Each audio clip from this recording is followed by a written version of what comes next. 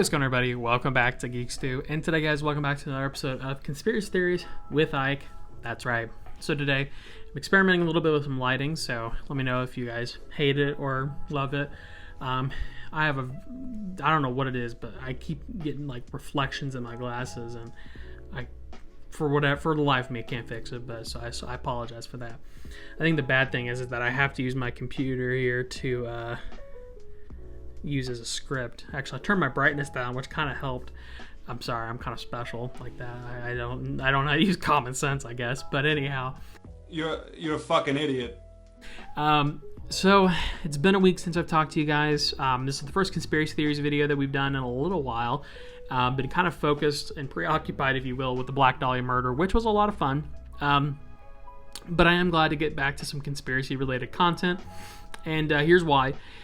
This video is actually recommended to us by Skylar7192. I hope that's still your name, because if not, we're going to have another 1v1 instance like we did last time, but this is who recommended it to us, and so I appreciate the idea for the video. But as you saw, today's video is another top 3. So here's the deal. I did a top 3 videos about theories that I enjoy, right? But this one is theories that I actually believe in, because I do believe in some of these theories. I wouldn't say all of them by no means. There are some pretty out there ones that I don't necessarily agree with, but there are some that I do generally think could be plausible. So these are 3 that I believe could be real, or I do believe are real, or maybe there's an aspect of it that makes me think it could be, right? So we're going to cover that. Also, these are just theories that I have covered on the channel, so I'm not going to pull anything out of my back pocket, not some random theory that I've not covered yet. All of these are going to be theories that you could actually watch a video on if you wanted to. So these are 3 videos, or theories, I guess you could say, that I do in fact believe.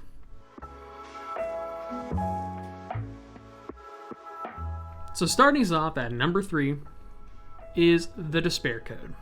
So for those who maybe don't know, the Despair Code is a theory that there is a set of concepts or a series of ideas that would lead an individual to unalive themselves, right?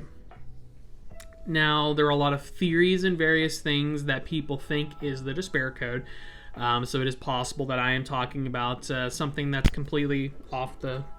I just knocked this off my microphone because I'm an idiot. You're a fucking idiot. But this could be something completely different than what you might think is the Despair Code. Or maybe I'm wrong. I could be wrong. That's always a possibility. But basically the long and the short of the Despair Code is it's the IRL anti-life equation. So thanks to Moxie for that comment, because I actually really enjoyed that comparison. Anti-life equations, the equation in the DC universe that it's Apocalypse is trying to... No, it's not Apocalypse. That's not his name. It's not Doomsday. What's his name? Darkseid. Whew, took me a second. That Darkseid's trying to obtain to basically, anti-life equation people. Anyways, but from what I remember from the Despair Code, and this is just kind of a real quick just TLDR so you know, basically the concepts basically cascade from a person being normal or believing in some maybe darker concepts, but basically driving them into madness. So you start out with the concept of nihilism, which is the rejection of religious and moral principles and the belief that life is meaningless. Then it kind of evolves, and it kind of that nihilism turns into pessimism, which is that tendency to see the worst aspects of things and believe the worst will happen. And then typically, along with these concepts, you may also have low self-esteem. Low self-esteem, of course, is low confidence in one's self-worth and ability. And the idea is that you kind of had these groundwork ideas. The base beliefs of the Despair Code are that, you're a nihilist. You know what I mean? You reject religious and moral principles because nothing matters. Life is meaningless. Then you have pessimism, worst aspect of things, worst case scenario type guy or person. Low self-esteem, basically no confidence in one's self-worth. All of these kind of mix together and boil down to antinatalism, which is kind of a next step. And this one's kind of wild to me, and I still think it's wild, but it's the belief that humans should abstain from procreation because it's morally wrong. So basically, you kind of have this I hate to use the phrase slippery slope because it's such a weird. Anyways, so it's kind of a slippery slope, right? You sort of have these building block concepts, and then it just heads a downhill real fast. Antinatalism is a real concept that people do believe in, that you shouldn't give birth because it is morally wrong for whatever reason. A lot of people have different reasons for it being morally wrong, but in this case, we're just going to say you have antinatalism because of your previous beliefs, nihilism, and so on. But once you have that kind of in your back pocket, you kind of dive into what's called pro-mortalism. Pro-mortalism is the concept that one believes that they are often better to be dead than to continue living.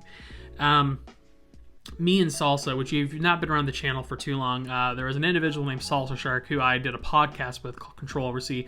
We probably will pick that back up at some point, but at least for right now, we're kind of on a hiatus because Salsa's been doing college work, and he's been kind of busy, so I did a little pause on that. But he and I had a really long, drawn-out debate about what nihilism is, and could the despair code be real, actually. And obviously, nihilism isn't just a blanket statement. Neither is any of these concepts. There are people who may believe in aspects of some of these concepts, or there may be people who believe in all of these concepts and they don't kill themselves. You know what I mean? So I don't want this to seem like this is a tried and true method that, hey, if you feed somebody enough information about these concepts and they start believing them, that they're all of a sudden just going to kill themselves. No. This is just basically saying that one could pick up these concepts, one could dive down that path, and one could lead to an ultimate darkness or a dark place, if you will. So basically here, you wrap it all up and you have yourself a despair code. I jest, but I do sincerely believe that this is possible. Thinking about these concepts and how they could affect somebody, especially in a situation where maybe they are doing a deep dive on the internet or something, I can definitely see how one would spiral into like these concepts and just, stop living. But I don't necessarily think that it's a hard, fast truth. There is truth to it, but I don't necessarily believe that it is a hard, yes, this is going to happen. But enough about that. We're going to move on to the rest of it. If you want to watch this video, it's in the description down below. Description down below. And yeah, let's move on to number 2. So number 2 is God's ego death. So I have made 2 whole videos about this, so those are in the description as well. And I won't go into this so much because honestly, it's a lot to talk about, but sort of a dialed down, diluted version of the theory as such. Basically, in my interpretation of this theory, God has changed significantly from the beginning to the end of the Bible. There must have been something that occurred to convince him or to impact him in such a way that he would change in such a significant fashion. With that in mind, I have theorized that with the existing information about God's ego death, that there was some form of enlightenment that God attempted to go through, and over time it turned him from the God of wrath to the God that saved us, via Jesus. And I couldn't exactly pinpoint that moment, but I did posture that it is possible that it happened during one of the many insane moments in the Bible, like the flood or Eden, or any other period of mass casualty or big moral issue. Basically, this isn't a perfect theory by any means, but it's a theory nonetheless that I have actually postured and created to some extent. Obviously, I did have to use a lot of pre-existing information to be able to kind of pop it out, but I do think it's plausible, or at least in the ballpark of being plausible. But again, to each their own. There was a guy who got really angry and was posting stuff about it. It's this guy who's making comments about how all religion's stupid, and I'm over here look, dude, I don't really believe in religion either. But if I'm going to read the Bible as a book, it is very. Even if I don't necessarily believe it, there is a very weird contrast of the God of the early, the Old Testament, and the God of the New Testament, right? Stark contrast, huge difference. What happened that made him change? You know what I mean? It didn't just happen on a whim. You know what I mean? At least I don't think it just happened on a whim. And if it did happen on a whim, I feel like that doesn't really bode well for the concept that the God of the Bible is a omnipotent, all-knowing being of creation, and anyhow, I'm not going to get into it too much, but really though, I don't want to hear anybody's bullshit arguments or complaints about this, because it's really just a theory. And it's really to each their own, okay? Because I'm sure there will be someone who takes issue with this, and I'm telling you to not tell me you don't like this theory, because I frankly do not care. All right, this is all for fun. This is all just for, funsies, guys. Jesus Christ. Anyways, moving on to number 1. So the next theory that I want to talk about, and I do want to give a brief, trigger, not even necessarily a trigger warning, but just a brief, addendum to this. So a few weeks ago, I did a theory about an individual named Kelly Ronan. So someone actually commented on one of my videos, and I'll put them here. And they kind of gave me a little, I don't want to say speech, but they did give me a little speech about how they knew Kelly and everything else. So obviously I can't verify that this person knows Kelly or has any interaction with them, but apparently there is further context for Kelly Ronahan's situation, and I have not had a significant amount of time to go in and review this context or review the validity of this claim, but here's what I'm going to say.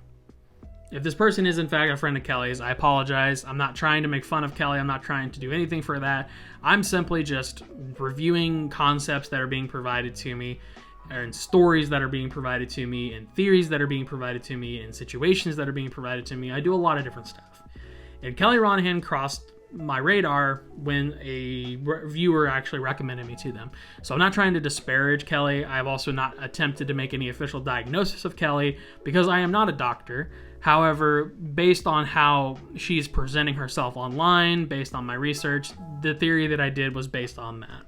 Again, I have never at any point in time claimed that I am a doctor or that I am in any way, shape, or form qualified or capable of making said assessment, but it is what it is. We all talk about stuff on the internet that we're probably not qualified to talk about, so yeah. I just don't want anybody commenting on this and saying oh, don't talk about Kelly, blah, blah, blah, because when you put yourself out into the public light, and I've accepted this about myself, you do invite a level of criticism and analysis. And in this case, that is simply what I did for Kelly. So I don't mean to hurt anyone's feelings or anything like that, but the story of Kelly Ronahan is indeed a unfortunate and bizarre situation. But anyways, Kelly Ronahan, I did a video about her a few weeks ago, description down below, of course. It was another long script and a longer video, but it was a good one. It was really a good one. I enjoyed doing it. It was a very interesting concept, and it was very interesting to dive into who Kelly was. I should say is. She's still alive. That's my apologies. But this one talked about an individual who found fame on the internet for their health issues. However, it wasn't just like a simple influencer talking about their issues, but someone who in my opinion was in need and of so much validation that it ended up costing them their limbs. Now, this is one I do personally believe, and I feel like most people on the internet may also agree with this concept, but I do think Kelly Ronahan has Munchausen's by internet or some other form of mental illness that maybe we don't know about. And I'm not saying this in a negative way because there's nothing wrong with having a mental illness, okay? I have mental illnesses. I've been very open about that on my channel, that I have anxiety, I have depression, I have probably some other unresolved bullshit that I have to deal with. I'm sure ADHD, I'm positive. It's okay to be ill. It's okay to be mentally ill. I'm not judging her from being mentally ill. I'm simply stating that there does seem to be a further reaching issue with Kelly than just what is being presented. So, that being said, I personally believe she has Munchausen's by internet. Munchausen's is when a person feigns or induces illness, disease, abuse, or psychological trauma with the intention of drawing attention, sympathy, or reassurance for themselves. For Kelly, it is specifically for attention online. I think her story is an incredibly difficult story to hear about, and if you want to know about it, I did do a whole video, so watch it. It's relatively trigger-free. I do talk about a lot of messed up stuff, but I don't show any pictures. Because it's out of respect for Kelly. I don't think I need to be spreading her pictures around. If you really want to see those pictures, they are on Google. She did post them, so I guess it's up to your interpretation on whether or not you want to look at them. I wouldn't recommend it. So Google caution. When you do search her, the images are very graphic and they're just there. So again, proceed with caution.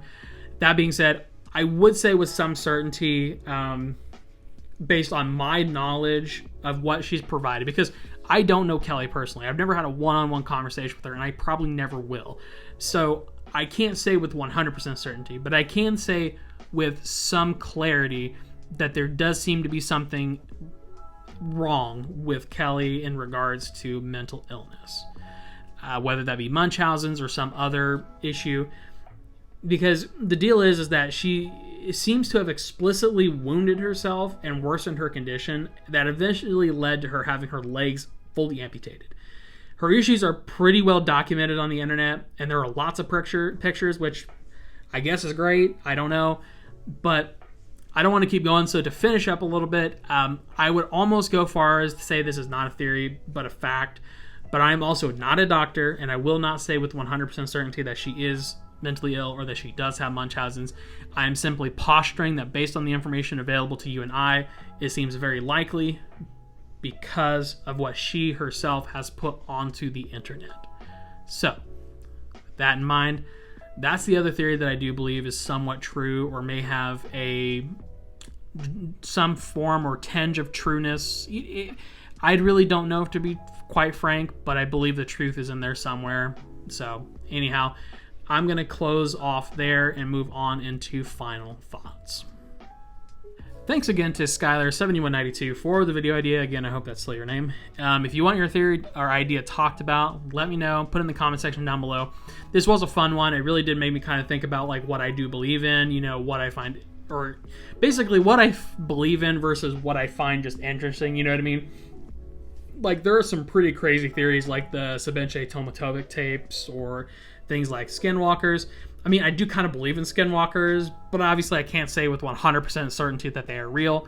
But with that all being said, I won't just start naming wild theories, because if we do that, I think that we're going to be out here for a while. But there are some pretty outlandish ones.